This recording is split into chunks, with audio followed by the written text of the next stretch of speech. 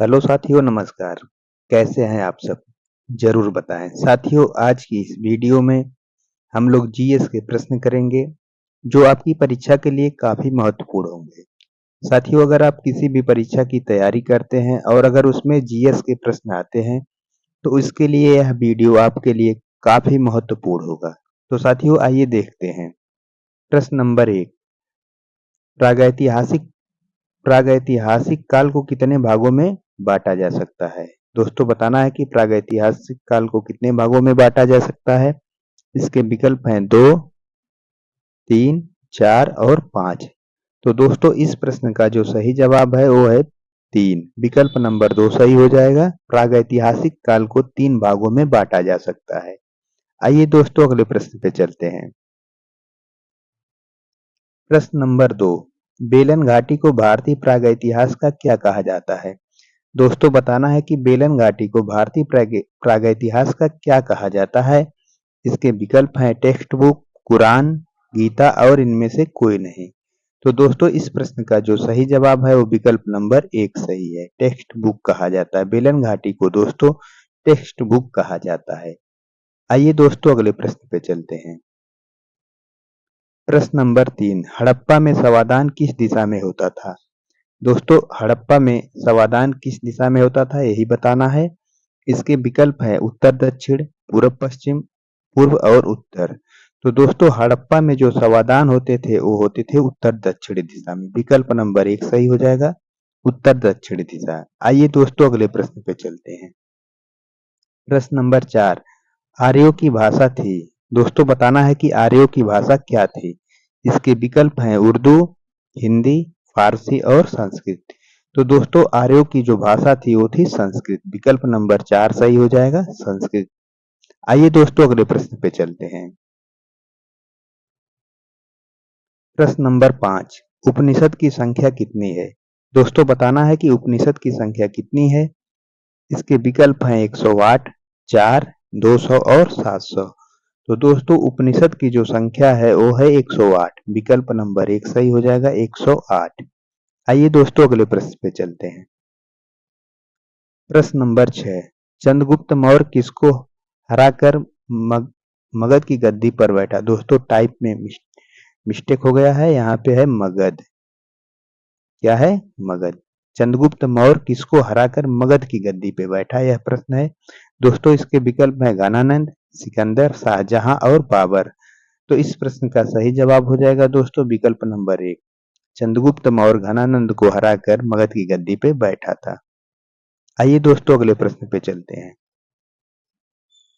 प्रश्न नंबर 7। विश्व की सबसे गहरी झील कौन सी है?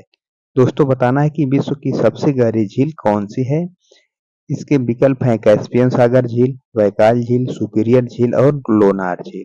तो दोस्तों, विश्व की जो सबसे गहरी झील है वो है बैकाल झील। विकल्प नंबर 2 सही हो जाएगा, बैकाल झील सबसे गहरी है। आइए दोस्तों, अगले प्रश्न पे चलते हैं। प्रश्न नंबर 8। काराकोरम दर्रा कहाँ है? दोस्तों, बताना है कि काराकोरम दर्रा किस स्थान पे है। इसके विकल्प हैं उत्तराखंड, हिमाचल प्रदेश, जम्मू कश्मीर और उड़ीसा। तो दोस्तों, इस प्रश्न का सही जवाब है जम्मू कश्मीर। काराकोरम दर्रा जो है साथियों जम्मू कश्मीर राज्य में स्थित है। विकल्प नंबर 3 सही हो जाएगा, काराकोरम दर्रा जम्मू कश्मीर में। आइए दोस्तों, अगले प्रश्न पे चलते हैं। प्रश्न नंबर 9। भारत की सबसे ऊंची चोटी कौन सी है? दोस्तों, बताना है कि भारत की सबसे ऊंची चोटी कौन सी है। इसके विकल्प हैं mount Everest, Godwin Austin, Himalaya और इनमें से कोई नहीं। तो दोस्तों, भारत की जो सबसे ऊंची चोटी है वो है गार्डविन आस्टीन। इसको साथियों केटू के नाम से भी जाना जाता है। और साथियों, भारत की जो सबसे ऊंची चोटी है वो गार्डविन आस्टीन है। और माउंट एवरेस्ट है साथियों नेपाल में है, इसलिए इसे नहीं लिया जाता है और भारत के लिए गार्डविन आस्टीन ही है। तो दोस्तों, आइए अगले प्रश्न पे चलते हैं। प्रश्न नंबर 10। भारत किस गोलार्ध में है? दोस्तों, बताना है कि भारत किस गोलार्ध में स्थित है।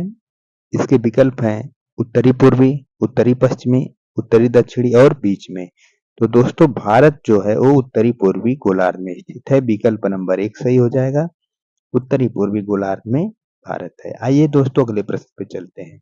प्रश्न नंबर 11, भारत में विद्युत ऊर्जा का सर्वाधिक मुख्य स्रोत क्या है? दोस्तों भारत में विद्युत ऊर्जा का सर्वाधिक मुख्य स्रोत क्या है बताना है। इसके विकल्प हैं बिजली, सूर्य, कोयला और पवन। तो दोस्तों भारत में जो विद्युत ऊर्जा का सर्वाधिक मुख्य स्रोत है वो है साथियों कोयला। विकल्प नंबर 3 सही हो जाएगा, कोयला है।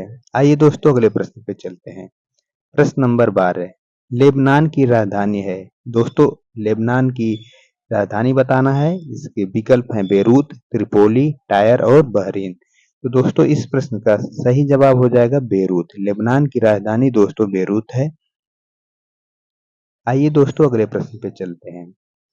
प्रश्न नंबर 13, भारत और पाकिस्तान के बीच शिमला समझौते पर हस्ताक्षर कब किए गए थे? दोस्तों बताना है कि भारत और पाकिस्तान के बीच जो शिमला समझौता हुआ था उस पे हस्ताक्षर कब किए गए थे? इसके विकल्प हैं 1970, 1980, 1978 और 1972। तो दोस्तों इस प्रश्न का जो सही जवाब है वो है 1972। भारत और पाकिस्तान के बीच शिमला समझौते पे हस्ताक्षर साथियों 1972 में किया गया था। आइए दोस्तों अगले प्रश्न पे चलते हैं। प्रश्न नंबर 14, 21वें ड्रैगन पैगोडा मंदिर कहाँ स्थित है? दोस्तों बताना है कि 21वें ड्रैगन पैगोडा मंदिर कहाँ स्थित है। इसके विकल्प हैं म्यांमार, जापान, श्रीलंका और नेपाल। तो दोस्तों 21वें ड्रैगन पैगोडा मंदिर जो है वो म्यांमार में है। विकल्प नंबर 1 सही हो जाएगा म्यांमार। आइए दोस्तों अगले प्रश्न पे चलते हैं। प्रश्न नंबर 15, राउफ लोक नृत्य कहाँ का है? दोस्तों बताना है कि राउफ लोक नृत्य जो है वह किस स्थान का है। इसके विकल्प हैं पंजाब, हरियाणा, जम्मू कश्मीर और उत्तर प्रदेश। तो दोस्तों इस प्रश्न का जो सही जवाब है वो है जम्मू कश्मीर। राउफ लोक नृत्य जम्मू कश्मीर का है। आइए दोस्तों अगले प्रश्न पे चलते हैं। बस दोस्तों 15 ही प्रश्न थे इस वीडियो में। और दोस्तों अगर वीडियो अच्छा लगा हो तो वीडियो को लाइक और चैनल को सब्सक्राइब जरूर करें। चैनल का नाम है दोस्तों study point by PK sir. और दोस्तों अपने दोस्तों तक भी इसे शेयर करें। धन्यवाद।